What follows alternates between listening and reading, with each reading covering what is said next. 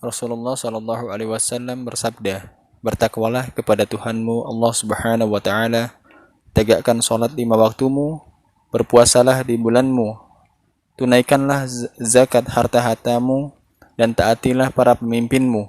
Niscaya kalian semua akan masuk ke dalam surga Tuhanmu. Hadis riwayat Tirmizi dan Abu Daud. Bismillahirrahmanirrahim. Assalamualaikum warahmatullahi wabarakatuh. How are you students? Nice to see you again today. Senang sekali bisa berjumpa kalian kembali dalam pembelajaran bahasa Inggris. Dan hari ini kita sudah masuk dalam chapter yang baru, yaitu chapter ketiga. Oke, anak-anakku sekalian, mau tahu apa yang akan kita pelajari di chapter ketiga? Baiklah, sebelum itu marilah bersama-sama kita membuka kelas dengan mengucapkan basmalah. Bismillahirrahmanirrahim. Oke, anak-anakku sekalian, pembelajaran kita kali ini akan berkenaan tentang kalimat perintah atau yang biasa kita sebut sebagai imperatif.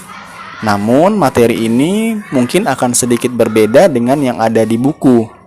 Maksud Ustadz bukan berarti materinya berbeda secara jauh seperti itu ya, namun materi yang ada di buku adalah bentuk berbeda dari imperatif.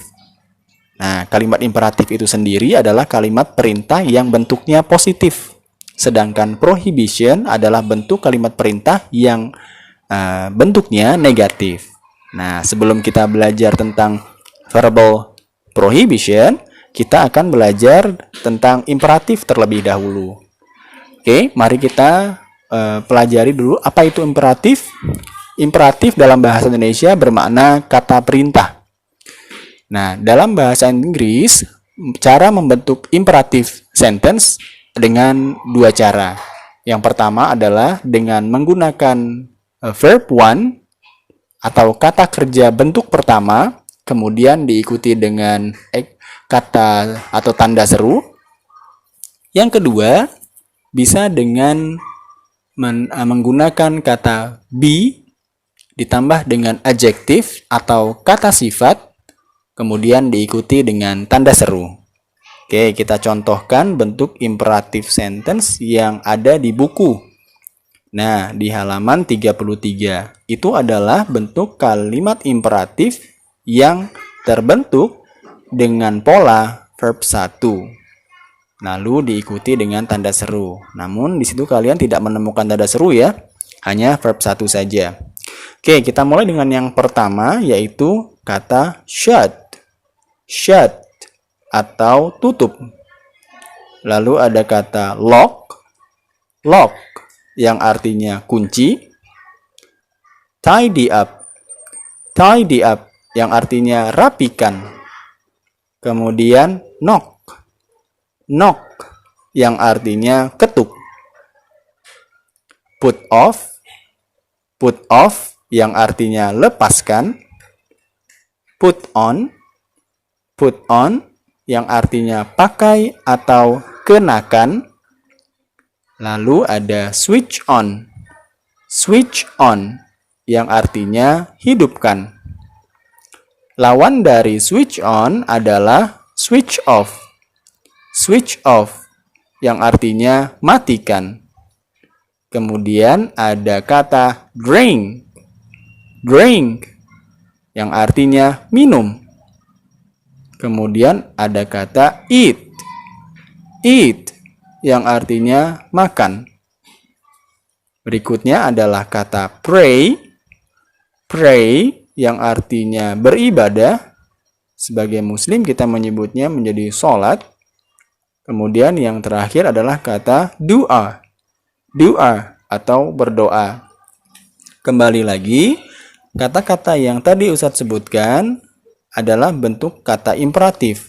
Namun dengan menyesuaikan nada atau intonasi ketika menyebutkannya ya. Ketika hanya disebutkan dengan nada mendatar seperti lock, maka bentuknya tidak akan menjadi perintah. Sehingga kita perlu meninggikan sedikit intonasi. Contoh, dalam kalimat kata put off menjadi put off your shoes please. Put off your shoes please. Nah, ketika intonasinya meninggi, maka ungkapan tersebut akan menjadi sebuah kalimat imperatif. Oke, lalu pola kalimat yang kedua adalah dengan menggunakan kata be diikuti dengan adjektif atau kata sifat. Seperti pada polanya, pola kalimat seperti ini mengharuskan kita untuk mengisi kata sifat untuk menjadikannya perintah. Contoh langsungnya, misal, be happy, atau kata be careful, be careful, be careful. Nah, itu adalah contoh penggunaan pola be yang diikuti kata sifat. Oke, walaupun kalimat tersebut tergolong kalimat imperatif, namun cara pengucapannya tidak seperti ketika kita menggunakan imperatif dengan bentuk verb 1.